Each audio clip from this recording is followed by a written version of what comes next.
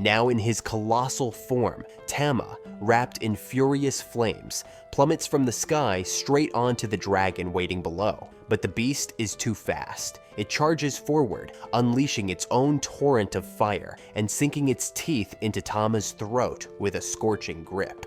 Tama's pupils shrink in pain, but it was all part of the plan. He already knew the dragon would drop its guard like a fool during the attack. And that's when Tama turns the tables. Even while being bitten, he drives his flaming blade straight into the dragon's eye, and the thing bursts like a water balloon under the sun. The dragon falls, defeated, but victory comes at a cost. Tama's mana is completely drained, and he reverts to his small, furry form. No time to grieve. He stores the dragon's eye in his inventory, spreads his bat-like wings, and flies home as fast as he can to deliver the artifact to Era. Meanwhile, Era is fighting to stay alive. Bandaged and fragile, she rests in bed while Vulcan watches over her with tears in his eyes. The whole group looks on, hearts heavy. Suddenly, a loud crash outside. Cedric and Danny rush out and find the body of the fallen dragon, and right beside it, Tama, small, exhausted, covered in blood. Cedric doesn't waste a second. No time to explain, grab the eye and save Era. At the same time, Tama silently prays for Era, unaware that she's trapped in a deep nightmare. In her dream, she sees her village in flames, completely destroyed. At 13, demons had attacked her home in search of the Philosopher's Stone, mercilessly killing everyone they found. She tried to run but tripped and fell right before the monsters. And just when everything seemed lost, an elemental cat identical to Tama appeared and saved her life. Ira wakes up with that memory burning in her mind. She turns her head and sees Tama curled up next to her, and a wave of gratitude washes over her. The next morning, joy fills the air. Era is feeling better. Arnold breaks down in tears, but the venom still lingers in her system, and it'll take a few more days for a full recovery. Later that night, Tama ventures into the forest alone. He needs to understand his new powers. Since the battle against the Earth Dragon, his colossal form has vanished, but in its place, he gained dragon claws and fangs. And they are insane. Spotting a giant buffalo-like monster, he decides to test his strength. In seconds, the beast is taken down with brutal efficiency. Tama is stunned by his newfound power, but then a soft sound breaks the silence. Footsteps, and from the shadows, a young woman emerges. Tattered clothes, delicate features, and an unsettling gaze. The strangest thing is that she speaks directly to Tama, calling him strong, as if she already knows him. Before he can make sense of anything, she snatches a piece of his armor. Then she goes wild, chasing after him, shouting about his strong body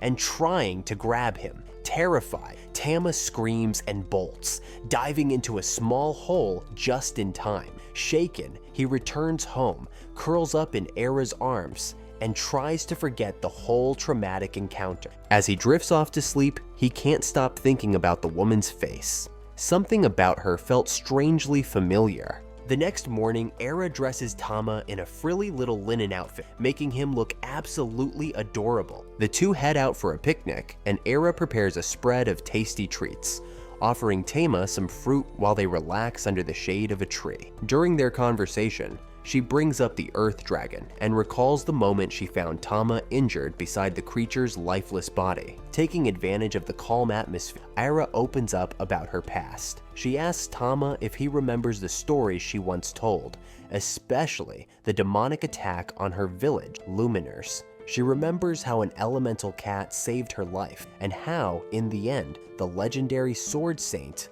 appeared alone and wiped out all the demons. That day, Era made a vow.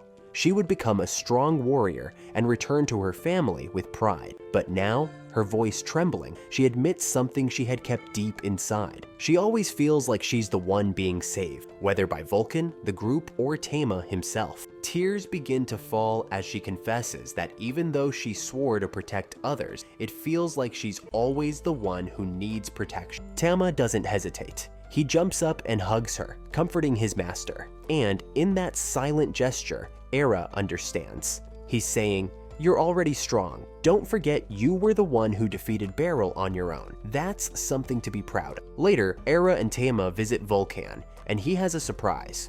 Her new armor is ready. With the money she earned by defeating Beryl and selling the loot from the trolls Tama crushed, Era invested everything into a top-tier suit of armor. She puts it on, and wow, it's lightweight, comfortable, stylish, and sturdy. She can barely contain her excitement, bouncing with joy. Vulcan explains every detail about the craftsmanship, while Tama watches silently, admiring how incredible his master looks in her warrior outfit. Naturally, they decide it's time to test it out. The group sets off to explore a dungeon. As they enter a dark tunnel, the mood shifts. It's been a while since Era faced something like this.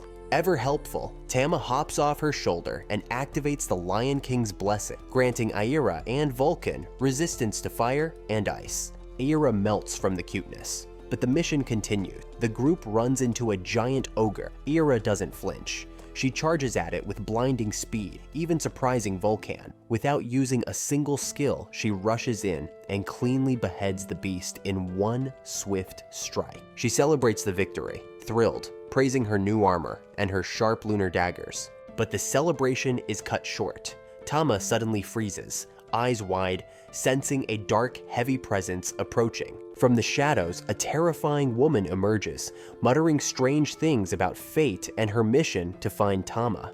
Confused, Aira asks if she's a lost adventurer from the ruins, but the woman coldly denies knowing such a place. Instead, she says, "I was born of darkness," and stretches out her trembling hands toward Tama. Vulcan, on alert, suspects she may be suffering from amnesia, but her ramblings grow even more disturbing. She starts revealing secrets that should have remained buried, and suddenly stuns everyone by demanding that Tama impregnate her. Aira keeps her composure and firmly pushes the woman away. "Tama is just a kitten," she says, as the little feline hides fearfully in her arms. Seeing this, the woman spirals further into madness, accusing Aira of taming Tama and stealing him from her. Despite the surreal situation, Aira shows compassion. She suggests the woman join their group. Better to keep her close than leave her wandering alone, where she might end up as a slave or worse. Aira reassures Tama, promising to protect him while the woman reluctantly agrees. After all, it's her only chance to stay close to her beloved cat. On the way back, Aira decides to give the strange woman a name. She points to a star and suggests Estella, which means beautiful in her homeland. The woman doesn't seem to care much, but even Tama seems to like it, and so she becomes known as Estella. Back home, a tough mission awaits, giving Estella a bath. Impatient, she complains about how long it's taking, but Aira insists on cleaning her thoroughly. Once they finish, Estella feels amazing, fascinated by the piece of stone they used to wash her. Vulcan laughs and explains that it's called soap. Excited, Estella jumps into the pool and starts playing like a child. Aira then calls Tama over to wash his little paws, but Estella, upon seeing this, throws a fit. She says it's not fair and demands to wash Tama herself, but Aira firmly refuses. Only she, as his owner, can do that. Later that night, Tama wakes up. A voice is calling him telepathically. It's Estella. He finds her staring at him with a strange look, and to his surprise, they're talking through their minds. Tama's memories get all scrambled. Estella starts talking about the labyrinth, and then it all clicks. She's the reincarnated Earth Dragon. Estella reveals that she was born from darkness with S-level abilities, completely unbeatable, until Tama pierced her eye and brought her down. But she was reborn, this time as a fragile and devastated young woman. As she lay dying in her past, she vowed to find Tama in the next, and she kept that promise. Tama, shaking, asks if she came back for revenge, but Estella says no. What she wants is even worse. She's completely submitted to him. No battles, no rivalry. She just wants his cat juice to reproduce. Tama is horrified, but Estella passionately confesses that he's the only strong male she's ever met. She's completely in love. Without warning, Estella lunges at him, but at the last second, Aira appears and pulls Tama to safety, leaving Estella curled up in a corner, ashamed. Aira scolds her firmly, making it clear she needs to stay away from Tama. Even before Aira gets back to bed, Tama can still hear Estella's creepy whispers echoing in the darkness. She promises she'll find a way to get to him eventually. And that was the end of episode 4. If you enjoyed all that chaos, go ahead and smash that like button. Drop a comment telling us what you thought about Crazy Estella. And of course, subscribe to the channel, cause the next episode is coming with even more drama, magic, and fluffy cat action. See you then.